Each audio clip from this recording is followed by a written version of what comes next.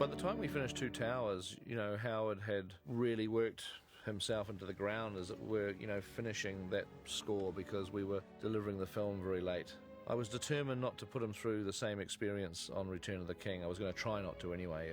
It's always hard to predict these things. So I suggested to Howard, look, Return of the King is in a really rough shape. Why don't you come down to New Zealand and just have a look at Return of the King? We can show you what we've got, months and months ahead of time. In the first film, Howard went out, made several trips, spent a month there working on themes. Actually, more than a month. We put him up in a house.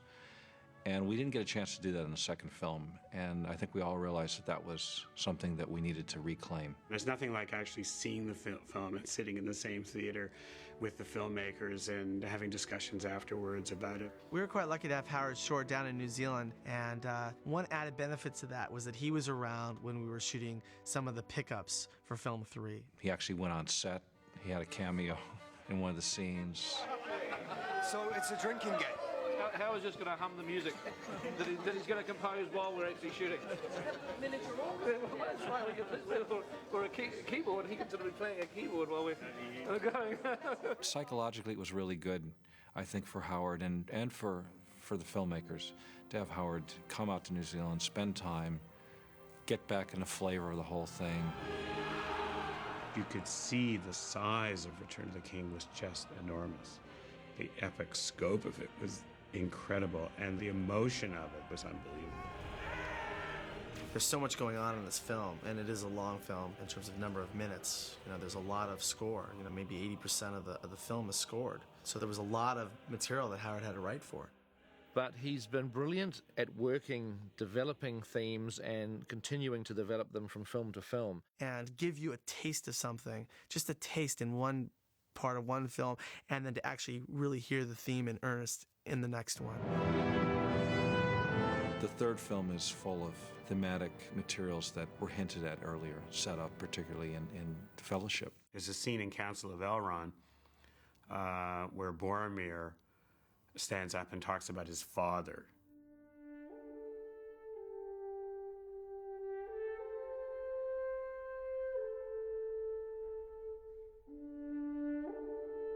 It's a solo French horn, and you hear what then becomes the Gondor theme and a central theme in Return of the King.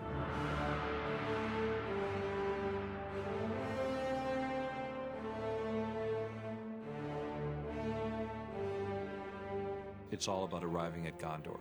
That is the big theme in film 3. The first real great presentation of it is the lighting of the beacons.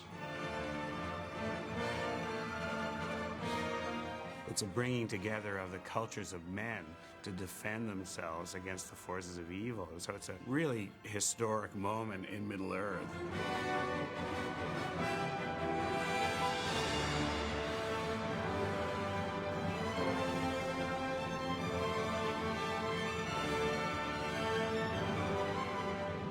It's that thing that the movie sometimes can do better than books, and you're not using any words. It's music and film.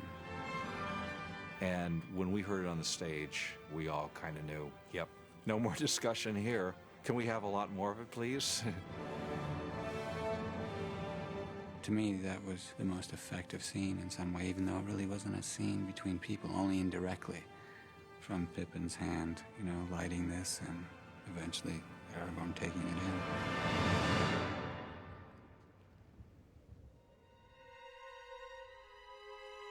My feeling with Shelob was that I wanted it to feel very un-Lord of the Rings-like. I said to Howard, listen, for Shelob, why don't you go back to the old Cronenberg films? Because Howard's written the music for just about everything that David Cronenberg's ever made. I said to Howard, listen, let's have some of that stuff. This should be like The Fly.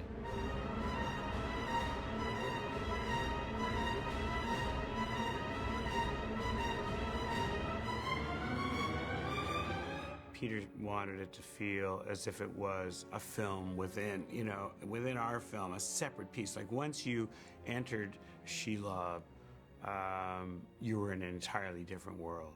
It should be maybe a little bit more electronic sounding. Not that we'd use electronics in creating it, but we could make it sound a little bit more unearthly and not the orchestral feeling of the rest of the film.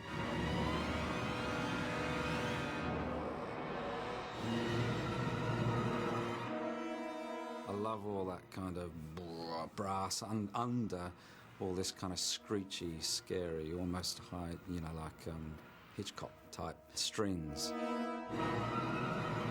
There's a lot of dissonance, two notes very similar in pitch being played together.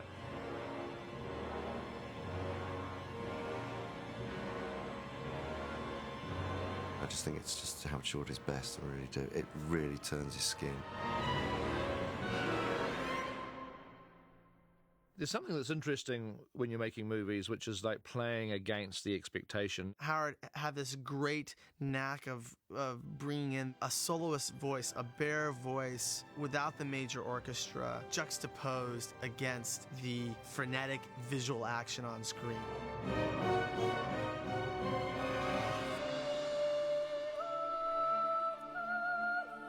We'll look for the moments. There's two of them in Return of the King. There's a scene towards the end of the film where Gollum finally has the ring, and you hear the solo voice of Renee Fleming.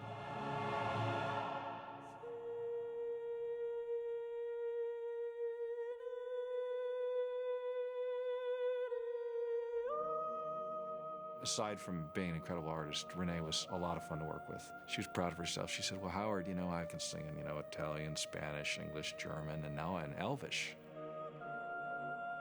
There's nothing that we as humans respond to better than the human voice. You don't know what it's doing to you, but I believe it has the effect of making a connection, a human connection, an emotional connection. And it makes the scene really powerful. Home is behind, the world ahead. Pippin's song was something that was devised while we were shooting the film. There was originally in our script no song there. It was just going to be dialogue and looks and done with the cutting and the music.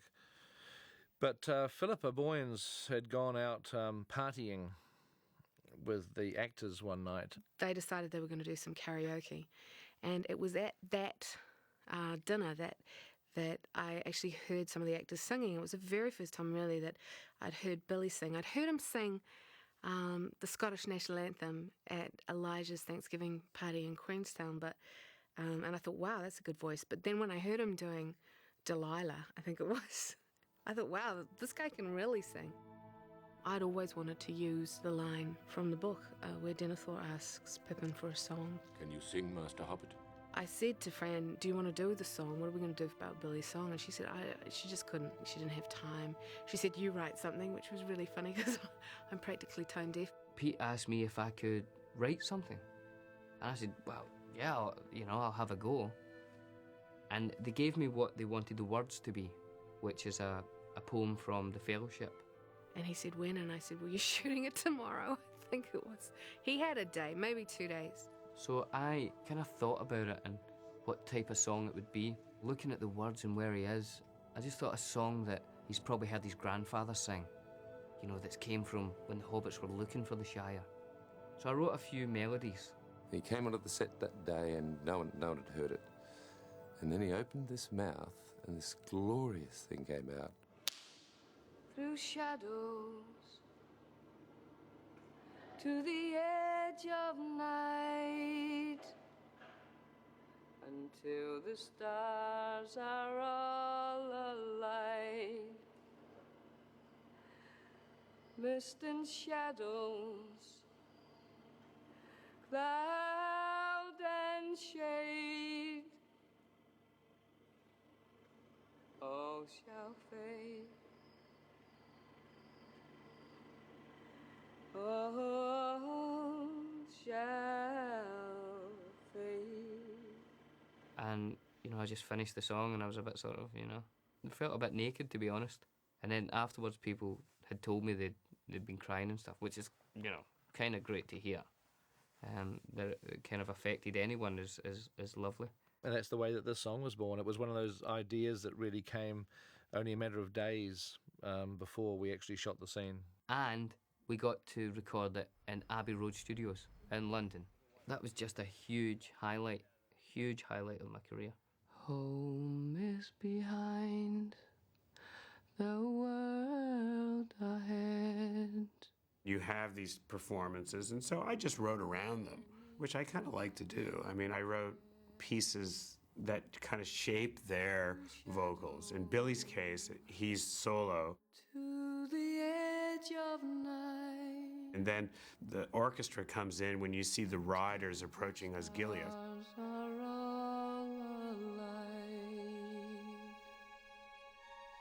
Mist and shadow, cloud and shade.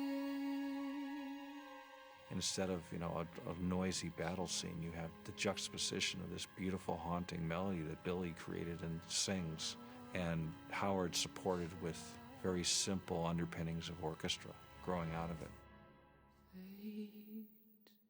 It's a moment in the film that builds a new respect for Pippin and gives you a shiver down your spine, and it really works.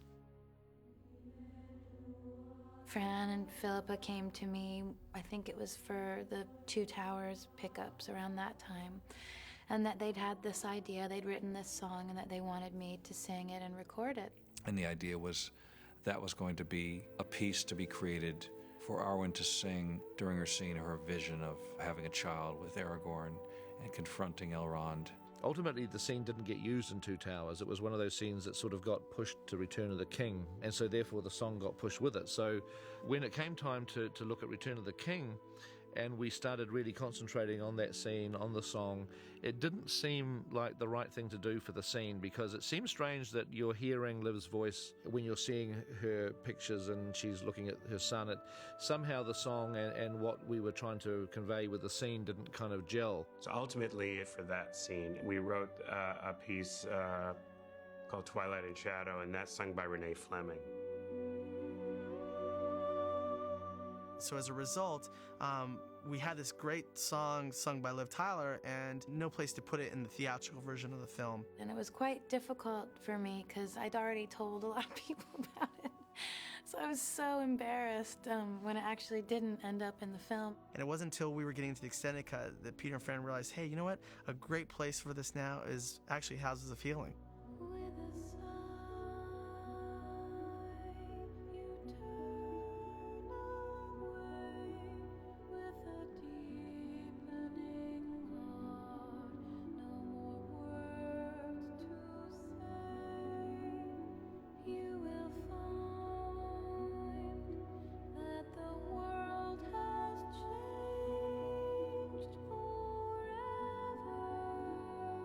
That particular lyric line which Fran wrote, even though it was originally written for Arwen and Aragorn, it's the same thing. It is about someone who must come back from the depths of despair if they are to endure and to keep going. It's such a great idea because it connects the two women. It connects Arwen to Eowyn, and their connection is Aragorn and their love for Aragorn. And is also his platonic love for Eowyn. It really brought that whole story together in a very lovely way. I think that my real dream inside of myself has always been to be a singer. So it was just, really fun, another tool for me to learn while making The Lord of the Rings.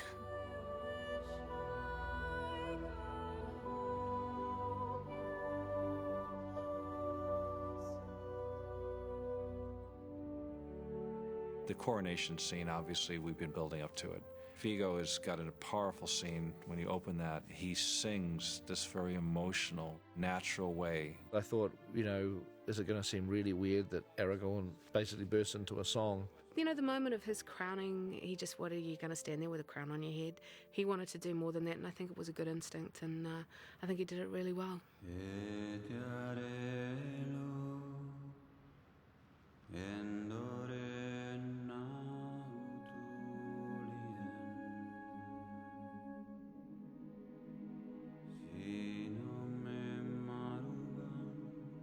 Aragorn, just as it happens in the book, repeats the words that were spoken by his ancestor, Elendil, when he first came to Middle-earth, by saying essentially, to Middle-earth I am come, in this place will I dwell, and my heirs until the ending of time. Aragorn is acknowledging the past and making a promise for the future. in celebrating the present. And I think that's kind of what Tolkien's doing overall in his story. The song for the end of Return of the King is very important. It's the song that sees the trilogy out. And it has to also hold the mood and the feeling and the emotion of the end of the film. I met with Fran one day and I said, let's think about who our top artists are. You know, who would we want to work with on the last film? And Annie Lennox was on the top of both of our lists. It was always the way that Annie can take all the trimmings away and just project this sheer emotional power, and it was something that Fran was really attracted to. Howard got some text from Tolkien, and just to start somewhere, and created a beautiful melody called Use Well the Days.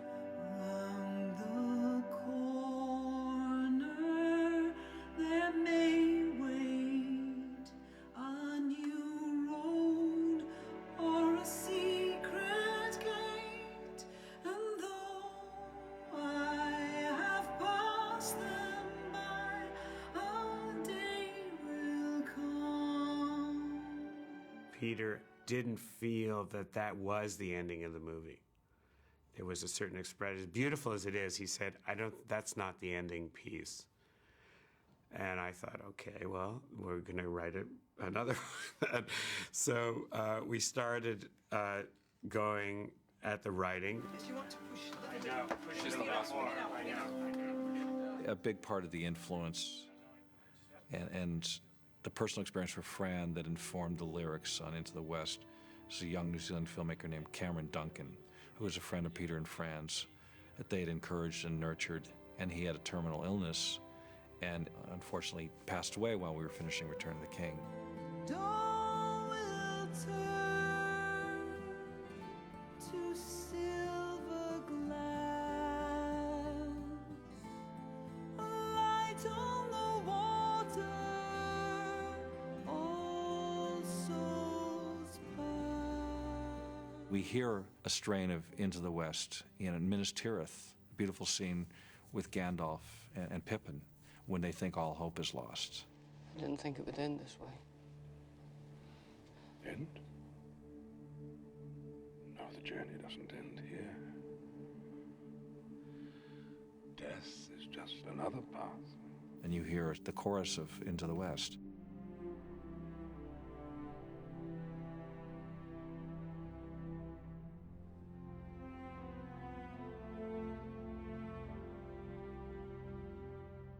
And it's interesting, I didn't really realize it but until like the second or third time I saw the movie, but that theme plays over pretty much any reference to death in the film. So it really becomes a very important element of the movie, or certainly became one. Across the sea, a pale moon rises. The ships have come to carry you home.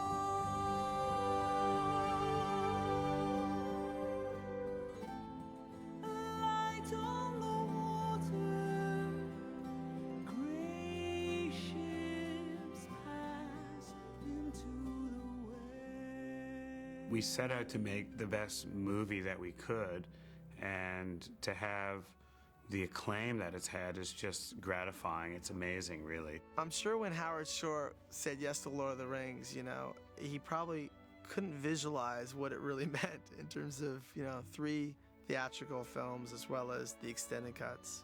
And in the end, you know, it became a around-the-year process for him.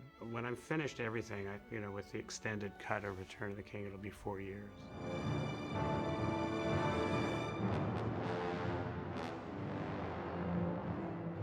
We were generating enormous amounts of material. There's close to 8,000 takes of music in the 3 recordings, for the 3 films. You know, the last day we recorded at Watford was our last day at basically the place that we did the majority of our scoring, and that was very emotional for us. Oh, yeah, that's nice. It's everything. That's the last time from Watford, Pete. This is it. This is our last time from Watford. Watford experience in Lord of the Rings. Goodbye to Watford, wow. It's a sort of the end of an era. We also did a photo with the whole group and the orchestra and everybody, the whole crew. Oh, wow. Oh, that was great. Howard doesn't want to leave Middle-earth, and I say that lovingly.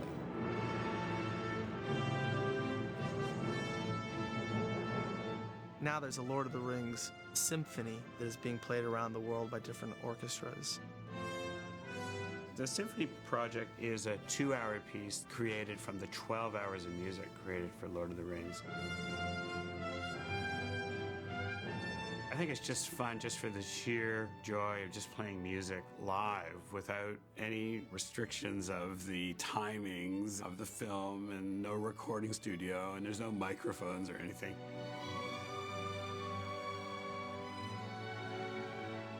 I think doing the concert still keeps you kind of in touch with it. It keeps you sort of part of it. He is so completely invested himself in a way that I don't know that anybody else would have. I don't know that anybody else could have, not the way that he did. I'm not interested in it being over. In a way, I wish there was more time to do it. I mean, if you said to me, well, we had a few more years to work on Return of the King, I'd say, great.